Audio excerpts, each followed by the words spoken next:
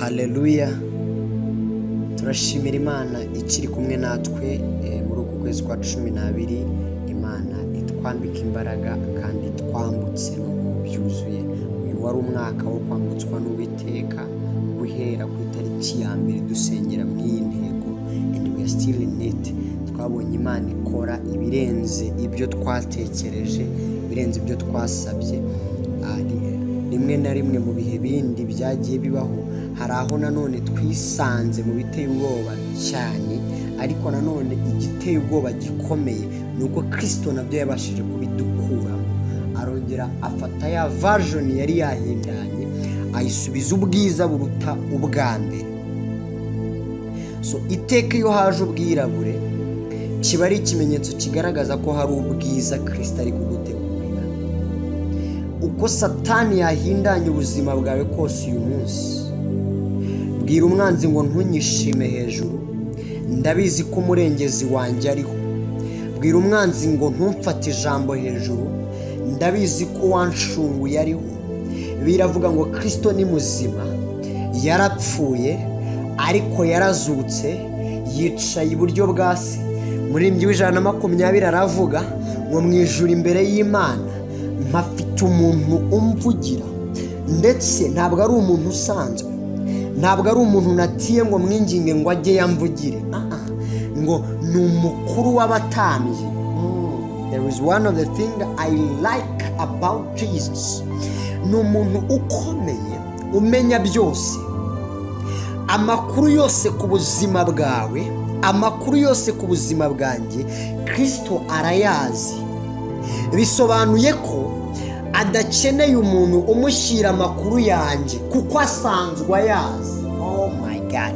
Before yuko hagira umuntu ushaka kujya kumvuga, yaba abeshya cyangwa avugisha ukuri, Kristo abasha kumenya ibyo nibwira before. Bisobanuye ko nta muntu n'umwe kuri uyu mugabane muri hafi miliyari 7 zituye iyi si, nta muntu n'umwe ufite ubushobozi bwajya kunteranya ku Mana. Nta muntu n'umwe mu mamiliyari datuye iyi si ufite ubushobozi bujya kuguteranya ku Mana. Uko buriya kugira ngo umuntu aguteranye bisaba ko uwabwira rimwe na rimwe haba hari amakuru atagufiteho, ku buryo agenda agerageza gusobanura ibintu mu bundi buryo utigeze utekereza kuri uwo muntu. Hanyuma iyo usanze uruhande ari kukubwira koko ukumva afite ingingo zisobanura ibyo avuga neza, uremera ukavuga ngo koko wa muntu yaranyihishemo. Ariko Kristo si uko ateye. Nimba mufitanye umubano, you are so lucky, kuko nta muntu uzamuguteranyaho. Icyiza cy'umubano wagirana na Kristo, nta bambwiye yawangiza, nta wamvuze yawangiza. Umubano wa Kristo ntabwo ujya usenywa n'amagambo, nta matiku abaho yasenya umubano w'umuntu na Kristo, nta menshi abaho yasenya umubano w'umuntu na Kristo. Ndetse ukuntu akomeye ngo iyo asanze bari kukuvuga, ndetse yaranabitangiye, ngo ikintu cya mbere yakoze inzandiko zose arazifata akazinyuzamo imirongo. Uzi inzandiko Kristo yanyujijemo imirongo ku buzima bwawe muri uyu mwaka? Reposa banta dabreman sekedesh. Ujye ubyibuka umuhishimwe. Reka mwibwirire ikintu cy'ingenzi cyane uyu munsi nashatse kuganira nawe mu minota mikeya. Haleluya. Hanyuma message zacu ziba ziri inyuma, nibigukundira ujye uzitega amatwi, kuko haba harimo utuntu tundi tw'ingenzi tugufasha kumva niyo uyu munsi neza kurushaho. Imana igumugisha bitewe n'umwanya ubona. Uyu munsi nshaka kuvuga ku mbaraga z'ijambo ry'Imana. Haleluya. Ntabwo wakwizera Imana udasobanukiwe neza imbaraga z'ijambo ry'Imana. Ndagira ngo dusome ijambo ry'Imana mu gitabo cy'urwandiko rwandikiwe Abaheburayo, igice cya 4 umurongo wa 12. Bibiliya yawe sinzi nimba imeze nk'iyanjye. Iyanjye iravuga ngo kuko ijambo ry'Imana ari rizima, rifite imbaraga kandi rikagira ubugi buruta ubw'inkota zose, rigahinguranya ndetse kugeza ubwo rigabanya ubugingo n'umwuka, rikagabanya ingingo n'umusokoro, rikabangukira kugenzura iby'umutima wibwira ukagambirira. Reka dusome Ikirundi. Bibiliya y'Ikirundi yo amagambo dufite aravuga ngo kuko ijambo ry'Imana ari rizima, rifise ubushobozi, rifise ubugi buruta ubw'inkota zose, rikinjira naho ritanya ubugingo n'impwemu, rigatanya ingingo n'umusokoro, risuzuma ivyo umutima wiyumvira ukagabira. Hallelujah. I hope you are still there.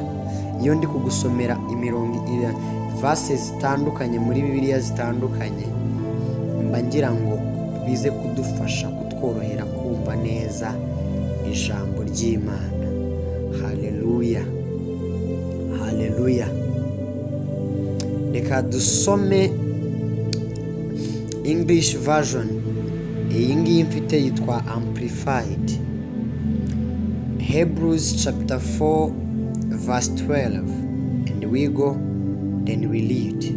Hallelujah. For the word of that God speaks is alive and full of power, making it active, operative, energizing, and effective. It is sharper than any two-edged sword, penetrating to the dividing line of the breath of life, soul, and the immortal spirit, and of joints and marrow, of the deepest parts of our nature, exposing and sifting and analyzing and judging the very thoughts and purposes of the heart. Then let's try to understand some things here. Iki gice ni kimwe mu bice cyangwa iyi verse, it is one of most quoted verses in the Bible. Ni numwe mu mirongo yibanzweho n'abantu benshi muri Bibiliya. Ikintu cya mbere, iki gice cya 4 cy'Abaheburayo gisobanura ukuntu abakristo bakwiye gushyira imbaraga ku mugambi w'Imana. Uribuka iyo usomye igitabo cyo kubara igice cya 13 n'icya 14, bigaragaza inkuru z'ukuntu Abisirayeli bavanye amaso yabo ku Uwiteka, bigatuma ikinyejana cyabo kizenguruka iminsi myinshi mu butayu, aho kuba bari kugumisha amaso yabo ku Uwiteka bakaruhukira mu gihugu cy'isezerano. Ni ukuvuga ngo ibyari igihembo, ibyari ingororano, byari igihugu cy'isezerano, ariko kubwo gukura amaso ku Uwiteka bakararanganya imitima yabo, byatumye iminsi bagombaga kugera mu gihugu cy'isezerano iguranwamo kuzerera mu butayu. I don't know if you can understand this. Iteka ryose iyo umukristo anegrije umugambi w'Imana ku buzima bwe, birangira ibyishimo n'ibinezaneza yari kugira yishimira ineza y'Imana mu gihe cyayo biguranywemo iminsi ya confusion, iminsi y'agahinda, iminsi y'amarira, iminsi y'akababaro, iminsi yo kwicuza nyuma yo kuza kubona ko yahisemo nabi. Then yusomye urwandiko rw'Abaheburayo igice cya 3:16 kugeza ku wa 17, iyo hasomye Bibiliya n'iki ivuga, igice cya 3:16 kugeza ku wa 7. Hallelujah. I mean kwa 17, sorry. Bibiliya iravuga igice cya gatatu umurongo wa 16 kugeza kwa 17. The Bible says, for who were they who heard and yet were rebellious and provoked him? Was it not all those who came out of Egypt led by Moses? And with whom was he irritated and provoked and grieved for 40 years? Was it not with those who sinned, whose dismembered bodies were shown and left in the desert? That is the Bible. Iratubwira ngo barigometse nabo Mose yakuye muri Egiputa, ngo mbese ni bande bumvise bakayirakaza. Listen, kumva biravuga ngo hahirwa abamwumvisha, abumva hanyuma bakumvira. When you read the book of Matthew chapter 7, I think verse 24, Bibiliya avuga ngo umuntu wumva amagambo yanjye akayakomeza azawana n'umunyabwenge wafashe icyemezo yubaka inzu ye ku rutare.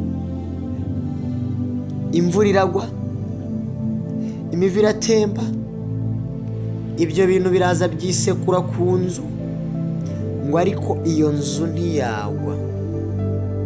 Then what does it mean? Bibiliya hano iravuze ngo mbese ni bande bumvise bakayirakaza.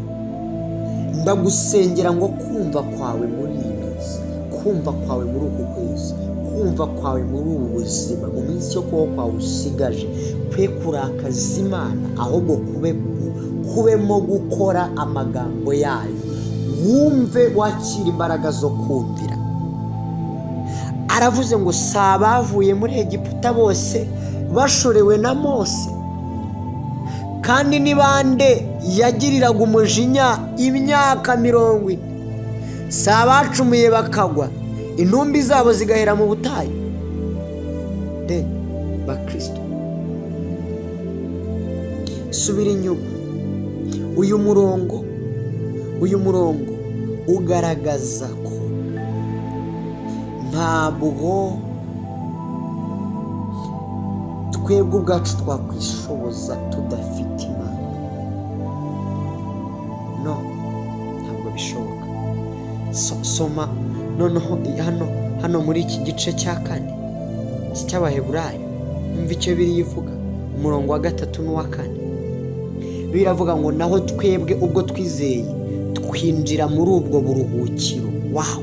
Ubwo yavuze iti narahiranye umujinya wanjye ntibazinjira mu buruhukiro bwanjye, aribwo Imana yaruhutse irangije imirimo yayo imaze kurema isi.